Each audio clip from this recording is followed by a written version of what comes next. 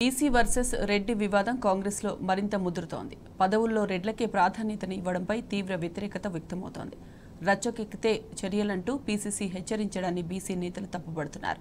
కోమటిరెడ్డి, జగ్గారెడ్డిలపై ఎందుకు చర్యలు తీసుకోలేదని ప్రశ్నిస్తున్నారు.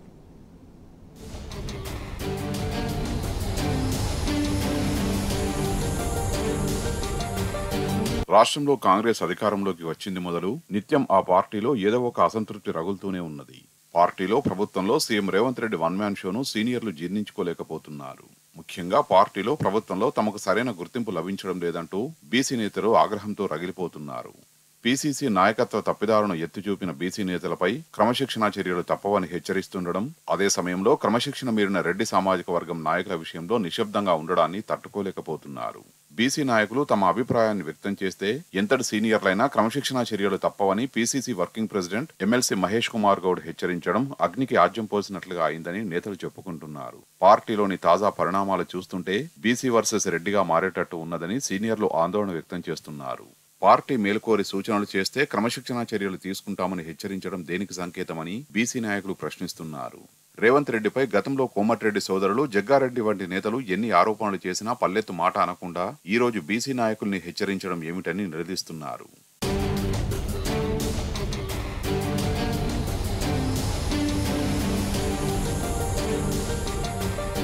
ఏఐసీసీ రాష్ట్ర ఇన్ఛార్జి మాణికం ఠాగూర్ కు డబ్బులు ఇచ్చి రేవంత్ రెడ్డి పీసీసీ అధ్యక్ష పదవిని కొనుక్కున్నారని కోమటిరెడ్డి వెంకటరెడ్డి గతంలో ఆరోపించినా కాంగ్రెస్ అధిష్టానం స్పందించలేదు. మునుగోడు ఉప ఎన్నిక సందర్భంగా బీజేపీ అభ్యర్థిగా బరిలో నిలిచిన సోదరుడు రాజగోపాల్ రెడ్డిని గెలిపించాలని వెంకటరెడ్డి బాహాటంగా పిలుపునిచ్చారు. దీనిపై ఏఐసీసీ ఆయనకు షోకాజ్ నోటీస్ ఇస్తే దానిని చెత్తబుట్టలో పడేసినట్టు మీడియా ముఖంగా చెప్పినా ఆయనపై చర్యలు తీసుకోలేదు.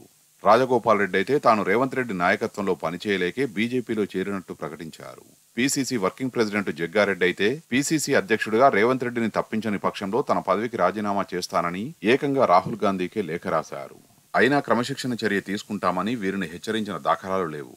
సీనియర్ బీసీ నాయకులు నిరంజన్, వి హనుమంతరావు ఇద్దరు ఎంపీ టికెట్ల కేటాయింపులో పార్టీనే నమ్ముకున్న వారికి అన్యాయం జరుగుతుందని అంటే మాత్రం క్రమశిక్షణా చర్యలు తప్పవని మరో బీసీ నాయకుడు మహేష్ కుమార్ హెచ్చరించడం పార్టీలో తీవ్ర చర్చకు కారణమైంది.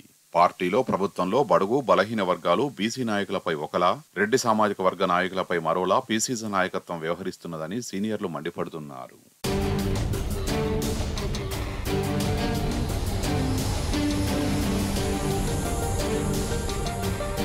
రాష్ట్రంలో కాంగ్రెస్ అధికారంలోకి వచ్చాక పదవులు, ప్రభుత్వంలో కీలక శాఖలు రెడ్డి సామాజిక వర్గానికే దక్కాయన్న చర్చ పార్టీలో జరుగుతున్నది. నామినేటెడ్ పోస్టుల్లోనూ తమకు ప్రాధాన్యం లేని పోస్టులు కట్టబెట్టారని బీసీ నాయకులు వాపోతున్నారు. అసెంబ్లీ టికెట్ల విషయంలో జరిగిన అన్యాయాన్ని పార్లమెంటు ఎన్నికల్లోనైనా సరిదిద్దుతారనుకుంటే ఇప్పుడు కూడా నిరాశే మిగిలిందని వాపోతున్నారు. మరోవైపు డిప్యూటీ సీఎం బట్టి విక్రమార్కను చిన్నుచూపు చూస్తున్నారని, మాదిగలకు పార్టీలో అన్యాయం జరుగుతున్నదని చెబుతున్నారు. ఇది ఇలాగే కొనసాగితే పార్టీకి ప్రమాదకరమని హెచ్చరిస్తున్నారు.